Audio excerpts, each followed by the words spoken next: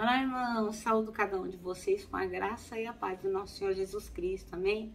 Meu nome é Miriam Anitta, eu estou aqui para fazer um pequeno estudo com os irmãos, que é um texto escrito pelo pastor Anax Jorge Carneiro.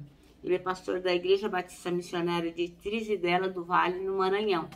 E ele escreveu esse texto chamado Deus está conosco para o Manancial, um devocional diário produzido pela União Feminina Missionária Batista do Brasil, que oferece meditações baseadas na Bíblia, que é a palavra de Deus. Bem, ele pede que a gente leia Gênesis 39, do versículo 1 ao 21. Eu lerei Gênesis 39 inteiro, o capítulo inteiro. Depois lerei o texto que ele escreveu. Eu vou contar para os irmãos aquilo que eu entendi, tá bom? Então vamos iniciar orando. Senhor Jesus, que tu possas estar nos ensinando aquilo que temos que aprender, que possamos colocar em prática, que possamos em Ti sermos pessoas, cristãos melhores. Em Teu nome, Jesus, que oramos. Amém. Então, vamos lá? Gênesis 39. José, quando está na casa de Potifar. Então, quando José foi levado para o Egito pelos negociantes ismaelitas, eles os venderam a Potifar, um oficial egípcio. Potifar era capitão da guarda do faraó, o rei do Egito. O Senhor estava com Josué, por isso ele era bem-sucedido em tudo o que fazia, no serviço da casa do seu senhor egípcio. Potifar percebeu que o Senhor estava com José e lhe dava sucesso em tudo que ele fazia. Satisfeito com isso, nomeou José seu assistente pessoal e o encarregou de toda a sua casa e de todos os seus bens. A partir do dia em que José foi encarregado de toda a casa, de todas as propriedades de Potifar, o Senhor começou a abençoar a casa do egípcio por causa de José. Tudo corria bem na casa e as plantações e os animais prosperavam. Assim, Potifar entregou tudo que possuía aos cuidados de José e, tendo-o como administrador, não se preocupava com nada, exceto com o que iria comer. José era um rapaz muito bonito, de bela aparência, e logo a esposa de Potifar começou a olhar para ele com olhos de desejo. Venha e deite comigo, ordenou ela. José recusou e disse, meu senhor me confiou todos os bens de sua casa e não precisa se preocupar com nada. Ninguém aqui tem mais autoridade que eu. Ele não me negou coisa alguma, exceto a senhora, pois é a mulher dele. Como poderia eu cometer tamanha maldade? Estaria pecando contra Deus. A mulher continuava a assediar José diariamente, mas ele se recusava a deitar-se com ela. Certo dia, porém, quando José entrou para fazer seu trabalho, não havia ninguém na casa. Ela se aproximou, agarrou pelo manto e exigiu, venha, deite-se comigo. José se desvencilhou e fugiu da casa, mas o manto ficou na mão da mulher. Quando ela viu que José tinha fugido, mas que o manto havia ficado na mão dela, chamou seus servos e disse, vejam, meu marido trouxe esse escravo hebreu para nos fazer de bobo. Ele entrou no meu quarto para me violentar, mas eu gritei. Quando ele me ouviu gritar, saiu correndo e escapou, mas largou o seu manto comigo. Ela guardou o manto até o marido voltar para casa. Então contou-lhe sua versão da história. O escravo hebreu que você trouxe para nossa casa tentou aproveitar de mim, disse ela. Mas quando eu gritei, ele saiu correndo e largou o seu manto comigo. E daí José é preso, Ao ouvir a mulher contar como José havia tratado, Potifar se enfureceu.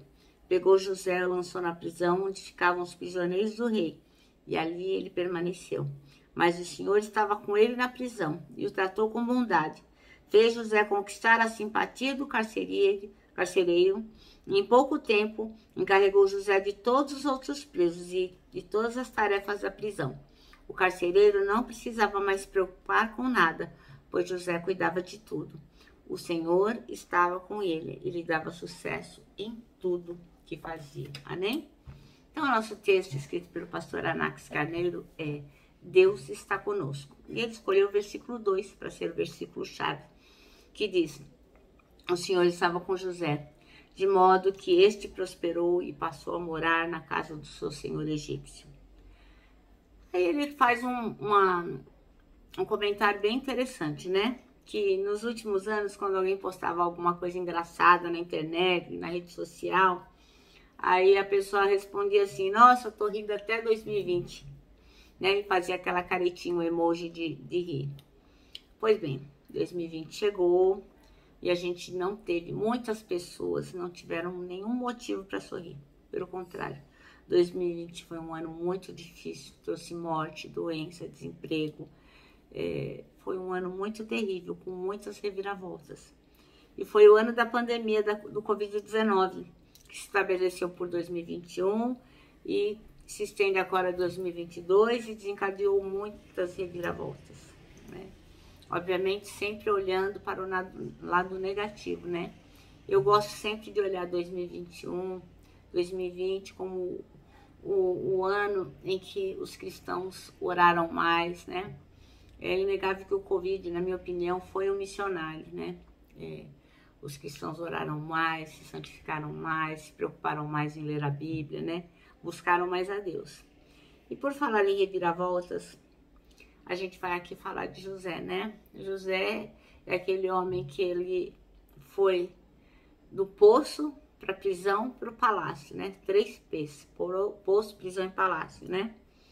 E ele sofreu muito, né? Ele era filho de Jacó, ele era um filho muito amado, ele era um dos filhos prediletos de Jacó, inclusive Jacó tinha feito um manto todo maravilhoso para ele, né? E desse filho predileto, ele passou a um sonhador, né? Porque ele falava demais, ele contava as coisas que ele sonhava. E os irmãos começaram a ficar com inveja dele. E de uma pessoa livre que ele era, a reviravolta foi que ele se tornou um escravo, né? Porque os irmãos o jogaram num poço. E do poço, ele acabou se tornando prisioneiro, porque ele acabou indo para o egípcio.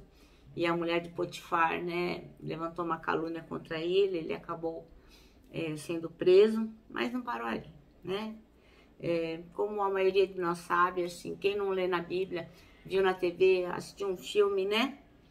E sabe que a vida de José acabou muito bem, porque ele acabou sendo o governador de todo o Egito. Ele foi uma pessoa muito importante, ele tirou o Egito de passar fome, né? 7 anos de miséria, que ele foi juntando comida, foi comprando terra, enfim, ele virou um governador inigualável, né? Então, ele foi um lutador e nunca se deixou abater, por pior que fossem as coisas que ele passava, José nunca deixou se abater, né? Ele nunca, não se menciona que ele maldisse os irmãos, pelo contrário, né? Ele fala que foi por causa disso que Deus colocou ele lá, né? Então não foi à toa que o Senhor permitiu que ele passasse por aquela situação, né? Então a gente tem que se lembrar da história dele como um grande herói. Mas, na verdade, ele só foi um grande herói porque o Senhor foi o grande herói da vida dele, né? O herói da vida de José foi Deus, né? Então, quando a gente fala assim, nossa, ele foi um grande governador, ele foi um grande homem, foi sim, mas porque foi Deus na vida dele, né? Ele tinha uma conexão muito grande com Deus. Mesmo novo, ele não se deixou levar, né? Ele poderia ter se deitado com a esposa do Potifar, né? Ninguém ia ver, ia ficar por isso mesmo, mas ele tinha temor de Deus e ele sabia que o Deus que vê estava vendo ele também. Então, em várias passagens da vida de José, a gente vê ali que o Senhor estava com José. Quando os irmãos o traíram, quando ele foi vendido como escravo, quando a mulher de Potifar o caluniou, quando ele foi esquecido, né, pelo colega lá na prisão. Muitas coisas ele sofreu, muitas reviravoltas aconteceram. Mas uma coisa não mudou na vida de José. O Senhor estava com José. Bem, então a gente tem que crer que a gente teve vitórias também e muitas reviravoltas no ano de 2020, né? E em 2021 também tivemos muitas vitórias e muitas reviravoltas. E assim será também em 2022, né? Mas nós temos que nos lembrar o tempo inteiro que o Senhor está conosco. Assim como ele estava com José, o Senhor estava conosco, né? Porque assim como nós vimos ontem, né, que ele estava com Agar, ele era o Senhor que via, o Senhor está conosco. Ele é o mesmo ontem, hoje e sempre, né? Muitos séculos depois de José, a Bíblia continuou com a mesma mensagem. Lembra lá em Romanos 8, 31, que o apóstolo fala? O que a gente vai dizer, né, diante dessas coisas? Qual é a resposta que teremos diante de tantas coisas que estão acontecendo. Que se Deus é por nós, quem poderá ser contra nós, né? Então é bom que se lembre sempre que esta frase não é um amuleto, não é um jargão, não é alguma coisa só para colocar no carro ou no para-choque de caminhão. Aqui o apóstolo Paulo está dizendo assim, que ele sabe viver na pobreza, na riqueza, na falta, no excesso, na tristeza, na alegria, porque ele sabe que Deus estava com ele. É isso que nós temos que ter em mente. Então, a nossa resposta a respeito de qualquer coisa será o quê? O que a gente vai dizer diante de todas essas coisas? Diante do Covid, da morte, do desemprego, da briga, da separação. O que nós vamos dizer? Nós temos que nos lembrar que Deus continua sendo por nós. E se Ele está conosco, não vai haver nada que nos derrube. Então, irmão, acalme o seu coração. Tranquilize-se. Tenha esta plena certeza. O Senhor está com você. Amém? Bom, nosso manancial termina assim, ó. São muitas as reviravoltas que a vida dá. Mas uma coisa não muda. O Senhor está conosco. Bom, eu me despeço aqui com o meu abraço de ursa diário. Por quê? Porque tanta coisa cabe num abraço. Parece um laço, ó. Eu quero que o irmão se lembre, né? Que em 2022, se você crer que os que esperam no Senhor terão suas forças renovadas, você a todo instante vai se lembrar que Deus está com você. Amém? Eu me despeço aqui com a nossa palavra diária, que é gratidão.